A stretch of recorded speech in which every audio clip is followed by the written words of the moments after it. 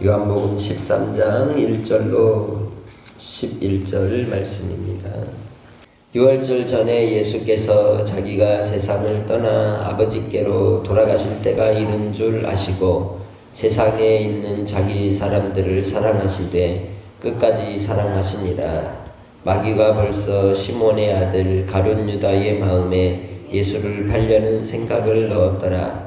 저녁 먹는 중 예수는 아버지께서 모든 것을 자기 손에 맡기신 것과 또 자기가 하나님께로부터 오셨다가 하나님께로 돌아가실 것을 아시고 저녁 잡수시던 자리에서 일어나 겉옷을 벗고 수건을 가져다가 허리에 두시고 이에 대야에 물을 떠서 제자들의 발을 씻으시고 그 두르신 수건으로 닦기를 시작하여 시몬 베드로에게 이르시니 베드로가 이르되 주여 주께서 내 발을 씻으시나이까. 예수께서 대답하여 이르시되 내가 하는 것을 네가 지금은 알지 못하나 이후에는 알리라. 베드로가 이르되 내 발을 절대로 씻지 못하시리이다. 예수께서 대답하시되 내가 너를 씻어주지 아니하면 네가 나와 상관이 없느니라. 시몬 베드로가 이르되 주여 내 발뿐 아니라 손과 머리도 씻어 주옵소서. 예수께서 이르시되 이미 목욕한 자는 발밖에 씻을 필요가 없느니라. 온몸이 깨끗하니라. 너희가 깨끗하나 다는 아니니라 하시니 이는 자기를 팔 자가 누구인지 아심이라. 그러므로 다는 깨끗하지 아니하다 하시니라. 아멘. 12장까지 유대인들을 만나고 또 많은 군중 가운데서 하나님의 표적을 나타내시고 그리고 또한 아버지의 뜻을 전하셨다면 이제 13장부터는 제자들과의 시간을 통해서 예수님께서는 하나님 나라의 뜻과 또 제자 도에 대하여 그들에게 교훈을 주시고 어떻게 이 사명들을 감당할 것인지 가르쳐 주시는 것이죠. 13장에 나오는 유월절의 마지막 시간, 그 만찬의 자리를 가지시고 나서 이제 식사의 자리를 물리시고 제자들의 발을 씻기시는 내용이 나오는데 이 내용 가운데 공관복음과 다른 점은 공관복음에서는 이제 성찬을 대하는 거죠. 예수님의 살과 피를 기념하면서 이 포도주와 떡을 대하게 되는데 여기에는 빠져 있습니다. 그러나 요한복음 6장에 이미 예수님의 살과 피의 의미를 하늘의 만나를 통하여 오병이의 기적의 의미로 이미 전해 주셨습니다. 그렇기에 요한복음에서는 성만찬의 의미를 통해서 이 제자들의 발을 씻기심으로 섬김의 의미를 또 희생의 의미가 어떤 것인지를 나타내 주시는 것을 볼 수 있습니다. 무엇보다도 예수님께서 그렇게 하시는 이유는 13장 1절에 말씀하는 바와 같이 예수님께서 아버지께로 돌아가실 때가 이른 줄 아시고 이 땅에 있는 자기 사람들 바로 제자들을 끝까지 사랑하시는 사랑의 헌신이었던 거죠. 문제는 자기 사람이 아닌 한 사람이 있으니 곧 가룟 유다였다는 겁니다. 그 가룟 유다는 이미 마음에 사탄이 예수님을 팔 생각을 넣어서 예수님을 배반하여 예수님을 파는 그러한 일들을 진행하게 되는 모습을 보여주고 있다는 것입니다. 우리는 생각을 하며 살아갑니다. 많은 생각들을 하게 됩니다. 그러나 그 생각이 하나님이 기뻐하시는 생각인가? 또 사단의 생각인가? 그래서 어떤 목사님은 그렇게도 말씀합니다. 생각을 생각해야 된다. 내가 생각하고 있는 것들이 정말 하나님이 기뻐하시는 생각인지에 대해서 생각하면서 하나님께 기도하고 살아가야 된다는 것이죠. 오늘 하루도 생각하는 것을 생각하며 주님 안에서 분별력 있게 살아가는 성도들이 되시기 바랍니다. 3절 말씀에 저녁 먹는 중에 예수께서 이제 모든 것을 예수님께 맡기시고 또한 하나님께로부터 오셨다가 다시 돌아가신다는 것, 곧 요한복음 3장에 광야에서 노뱀이 들리워진 것처럼, 나무에 달려 들리워진 것처럼 예수님이 십자가에 못 박혀 죽으시고 다시 하늘로 부활 승천하실 것에 대한 주의 영광을 생각하시고 또한 그것을 아시고 제자들을 위해서 수건을 허리에 두르시고 제자들의 발을 씻겨주셨다고 말씀하고 있죠. 연결이 되는 것입니다. 아시고 하셨다는 것입니다. 영광을 제자들에게도 함께 나누어 주심이 어떤 방법이냐? 제자들의 발을 씻겨주시는 방법으로 주님이 받으시는 그 영광을 함께 나누시는 것을 볼 수가 있습니다. 한 사람, 두 사람 발을 씻겨주는데 베드로에게 이르렀을 때에 베드로는 이렇게 다시 반문을 하면서 묻습니다. 주여, 주께서 내 발을 씻으시나이까? 베드로는 참 질문도 많고 혈기도 왕성하고 또 앞장서서 많은 일들을 이루고 실수도 하기도 하고 예수님과 많은 대화들을 나누었던 사람이죠. 그렇게 베드로가 오늘 예수님께 이 말씀을 묻지 않았다면 오늘 이 내용이 성경에 기록되었을까 하는 생각도 해봅니다. 근데 베드로는 그냥 지나치지 않은 거죠. 이 의미가 무엇인지, 왜 예수님이 이러시는지, 인간적인 생각으로 볼 때 예수님이 자기 발을 씻기실 이유가 없는 것이죠. 왜? 스승이기 때문에. 어찌 스승과 제자의 도리로 따지자면 자기가 씻겨드려야 되는데 왜 예수님이 내 발을 씻기냐는 겁니다. 그것은 계급사회의 조직 안에서 누가 하는 일입니까? 가장 미천한 사람이 하는 일인데 그 일을 왜 예수님이 하시냐는 것이죠. 그러자 예수님께서 7절에 말씀합니다. 내가 하는 것을 네가 지금은 알지 못하나 이후에는 알리라. 우리는 어린아이의 때에 자라면서 철없이 굴었던 때가 있습니다. 그러나 자라고 장성하고 또 인생의 시련과 고난을 겪으면서 우리는 알아가게 됩니다. 성령께서 임할 때에 이 예수님께서 우리에게 이루신 또 제자들에게 나타내신 이 사건이 무슨 의미인지를 또한 깨닫게 될 것입니다. 베드로가 성령의 은혜를 이미 힘입었을 때 그의 입술에서 나가는 그 불의 권세, 말씀의 능력을 우리는 사도행전을 통해서 볼 수 있죠. 그렇습니다. 우리가 어린아이 때의 신앙으로 멈춰 있으면 성령의 능력을 따라 하나님께서 우리와 함께 하시는 놀라운 역사들을 경험할 수 없습니다. 그러나 성령이 임하시게 되면 그때에는 우리가 주님의 뜻을 깨닫게 되고 또 생명 살리는 사명을 이루어가는 믿음의 동역자로 쓰임받게 될 줄 믿습니다. 예수님께서 이 말씀을 하시자 베드로가 뭐라고 합니까? 내 말을 절대로 씻기지 못할 것이라고 말하죠. 베드로는 극과 극을 달리는 사람인 것 같아요. 뭐 아니면 도처럼 예수님 다른 제자들은 다 발을 씻겨주고 있는데 베드로가 갑자기 자기는 절대로 씻길 수 없다는 거죠. 그것은 또 다른 의미로 뭡니까? 제자들끼리 있을 때 어땠나요? 네가 크냐 내가 크냐 싸우기도 많이 했잖아요. 다시 말하면 예수님에 대한 그러한 사랑 때문에 나타나는 마음도 있겠지만 또 한편으로 봤을 때는 자기의 발을 절대로 씻지 못하겠다고 하는 말은 이 자기의 의를 드러내는 모습과 같다는 것이죠. 교회 안에서도 또 공동체 안에서 우리는 이런 모습이 드러날 때가 있습니다. 마치 자기가 의로운 것인 양 공동체 안에서 이루어지는 일들 속에서 반박하고 또 거절하는 모습들이 나타날 수 있다는 것이죠. 그것은 완고함입니다.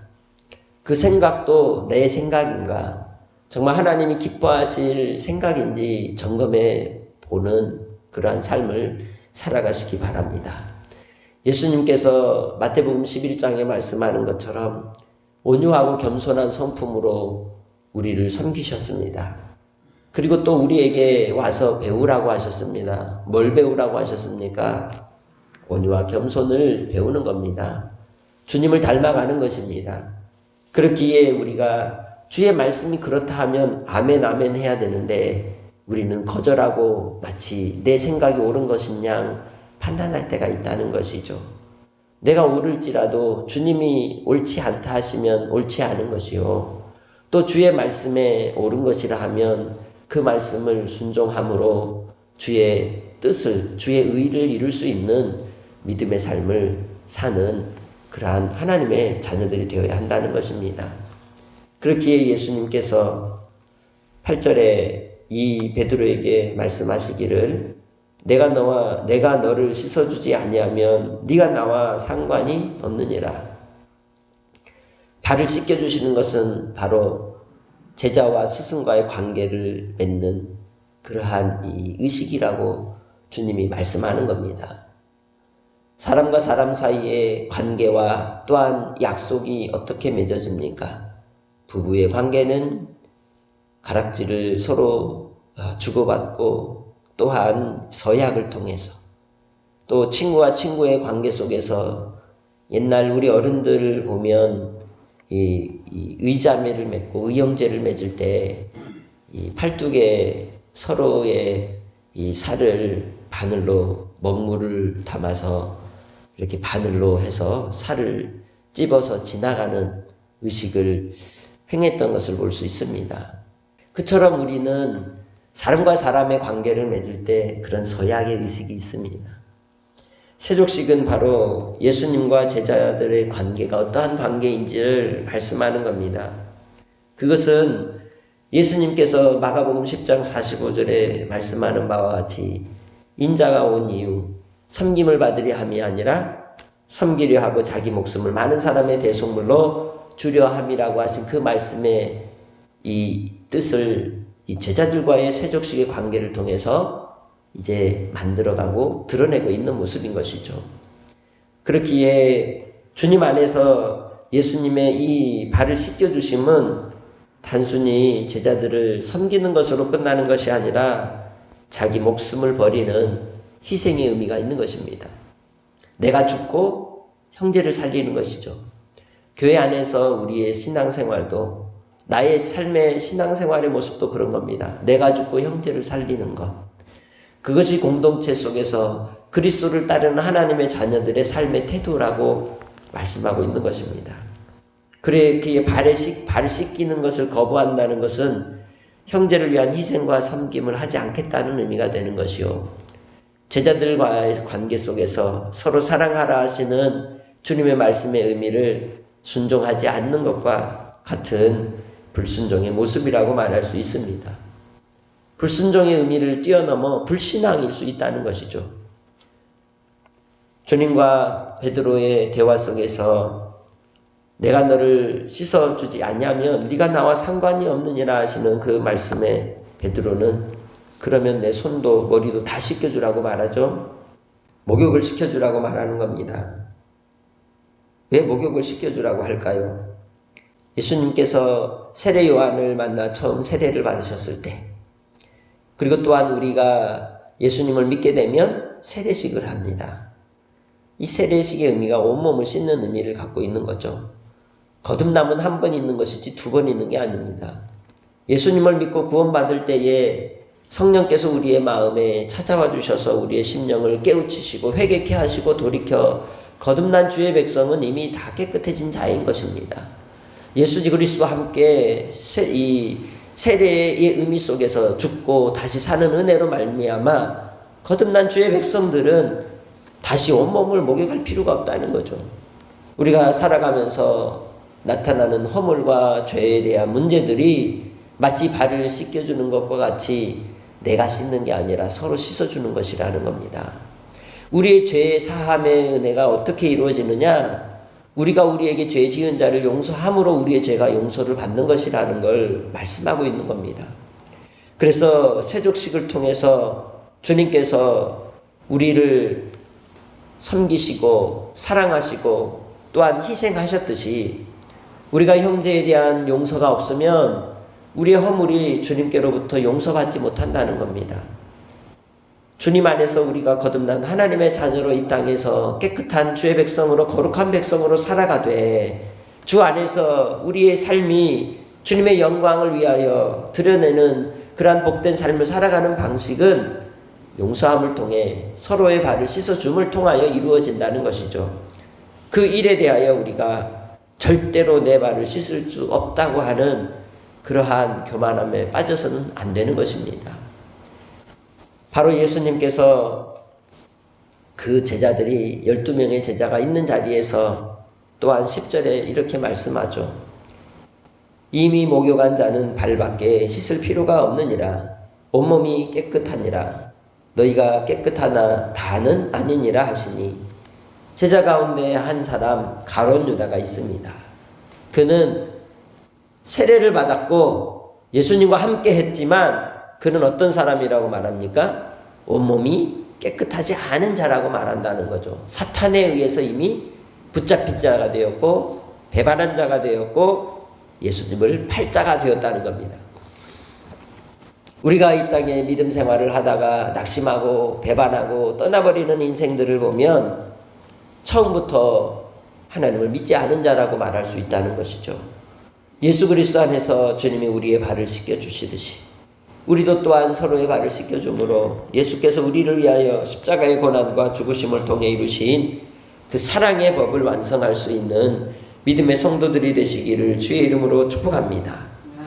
예수 그리스도께서 죽으심을 통하여 우리에게 사귐을 가지시고 또 우리 안에 또 우리가 주님 안에 거하는 그 영생의 은혜로 살아가게 하신 그 삶의 과정은 발을 씻겨주심을 통하여 바로 주님과 우리가 스승과 제자로 또 우리의 주와 또한 우리가 주님의 자녀로 이 땅에 살아가는 복된 관계가 맺어지는 그러한 이제 의식인 줄 믿습니다.